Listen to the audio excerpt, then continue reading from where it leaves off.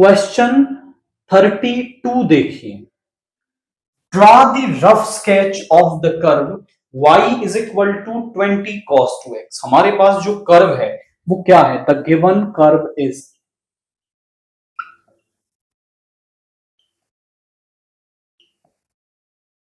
वो है हमारे पास y is equal to 20 cos 2x and जो x है आपका वो कहां से कहां तक है? x is from pi by 6 to pi by 3। वो कह रहा है using integration find the area of the region bounded by the curve y is equal to 20 cos 2x and from the ordinates x is equal to pi by 6 and x is equal to pi by 3 and the x axis, और इनके बीच में क्या area यहां पे बन रहा है। तो पहले तो हम इसका एक रफ स्केच बनाते हैं। कैसे? हम इसकी ना कुछ वैल्यूज ले लेते हैं बीच में से।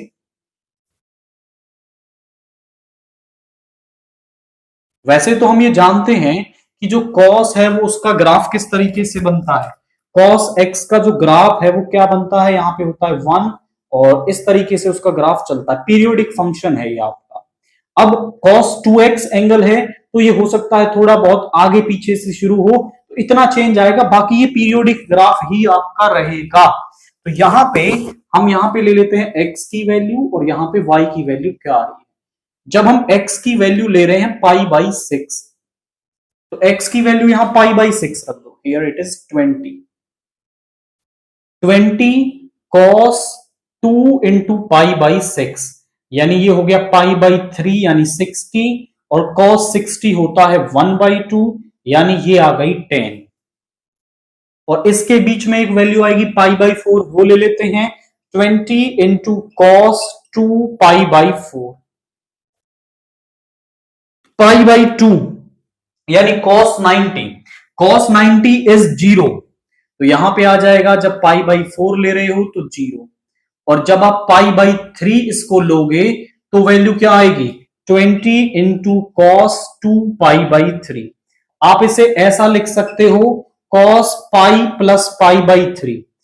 पाई प्लस मतलब पाई यहां पे है आपका, और पाई प्लस मतलब कहां आ गया? थर्ड क्वाड्रेंट में आ गए, तो नेगेटिव हो गया, और पाई पर नो चेंज यानी cos pi by 3, so cos 60 ये हो गया 1 बाई 2 यानी यहां आ गया माइनस का 10। तो वैल्यूज बस यहां पे 10 माइनस 10 हो गई हैं। तो अब हम इसका एक रफ स्केच यहां पे बना देते हैं, जरा देखिए कैसे। अब रफ स्केच का मतलब नहीं है कि आप बिल्कुल ही उसे गंदा सा बना दें, आप उसमें पेन पेंसिल और स्केल का यूज करके उसको अच्छे से ड्रा कर देंगे। वैल्यूज आपको एग्जैक्ट नहीं लेनी है, इसका मतलब है रफ स्केच। यहां पे हमने ले लिया पाई बाई 6, यहां पे हमने ले लिया पाई बाई 4, और यहां पे हमने ले लिया पाई बाई 3, और जो वैल्यूज हैं वो आपको लेनी है 10 और माइनस 10 तक वैल्यूज जा रही है, तो मैं 10 माइनस 10 ले लेता हूं। पाई बाई 6 पर जो वैल्यू है वो हमारे पास क्या है?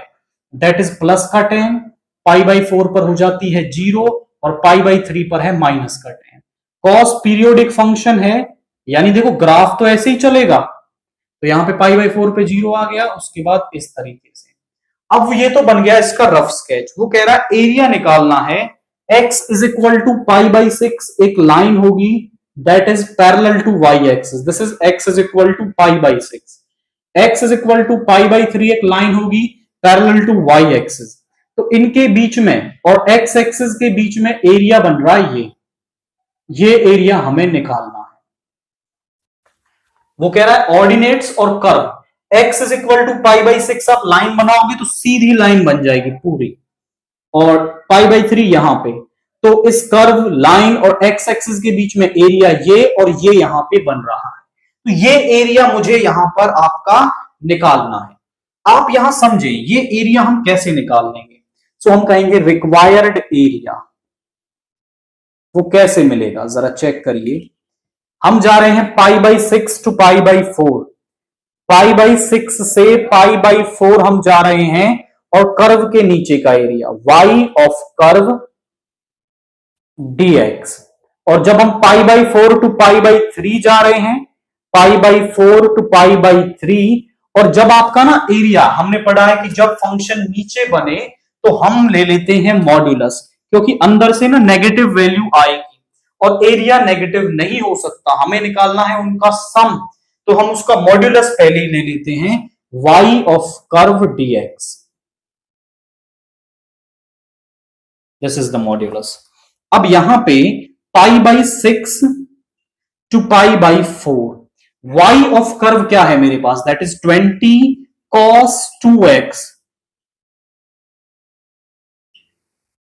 और यहां पे हमारे पास π/4 to π/3 20 cos 2x। Function same रहेगा, बस उसका मॉड्यूलस आपको ले लेना है, ताकि जब वो नेगेटिव आए तो आप उसे पॉजिटिव कर पाए। 20 को आप बाहर लिख सकते हो, cos 2x का इंटीग्रेशन हो जाएगा sin 2x, और 2x का डेरिवेटिव 2 नीचे आ जाएगा, और यहां पे आप चाहें तो ये आ गया π/6 टू π/4, और यहां पे आ गया प्लस मॉड्यूलस है, यहां पे ये 20 है आपका, 20 तो बाहर रहेगा, और cos 2x का हो गया sin 2x, और अपॉन में 2, और यहां पे आप इसमें लिमिट पुट कर देंगे π/4 टू π/3 और इसका मॉड्यूलस। अब जरा चेक करिए, यहां पे 2 को आप चाहो तो बाहर ले सकते हो, 20/2, यहां पे आ गया cos 2 इंटू π/4 माइनस साइन में रखेंगे sin 2 इंटू π/6, प्लस में मॉड्यूलस, चाहो तो 2 को बाहर ले सकते हो, और यहां पे आ गया sin 2 into π/3 minus sin 2 into π/4। अब यहां पे देखिए 2 इंटू π/4 यानी π/2 हो गया, और sin π/2 होता है हमारे पास दैट इज 1, और वो 2 से कैंसिल होके 10 बन गया, ये आ गया आपका दैट इज 1, और sin 2 π/6 यानी ये बन गया आपका π/3, और sin 60 होता है √3/2 प्लस, यहां पे अब आप देखें तो ये 20/2 हमारे पास क्या बन जाएगा, 10 बन गया, इसका मॉड्यूलस। sin 2π/3 की अगर मैं वैल्यू कैलकुलेट करूं तो मैं इसे ऐसा लिख सकता हूं, पाई प्लस पाई माइनस π/3, इस एंगल को मैं ब्रेक कर दूं, दैट इज sin 2π/3, तो मैं इसको लिख सकता हूं sin π माइनस का π/3, और sin π माइनस का मतलब क्या है, पाई माइनस मतलब आप आगे सेकंड क्वाड्रेंट में, सेकंड क्वाड्रेंट में साइन होता है पॉजिटिव, पाई पर no change, sin π/3 sin 60 is √3/2, तो यहां पे आ गया √3/2, और यहां पे देखिए 2 से 4 कैंसिल हो जाएगा, 2 π/2 इज 1।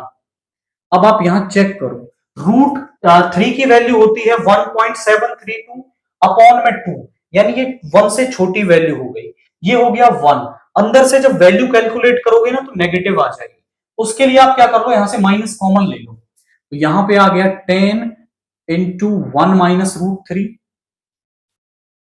10 इंटू 1 माइनस का √3/2, और यहां से जब आप माइनस कॉमन ले लेंगे अंदर से तो वो हो जाएगा आपका माइनस का 10, 1 माइनस √3/2।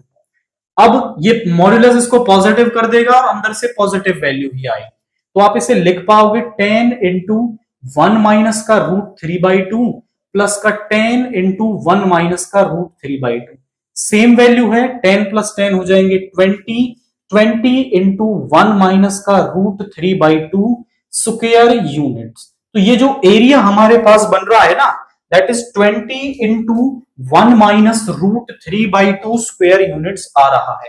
पहले हमने इसका एक रफ स्केच यहां पे बनाया, और आफ्टर दैट इसका एरिया मुझे निकालना था।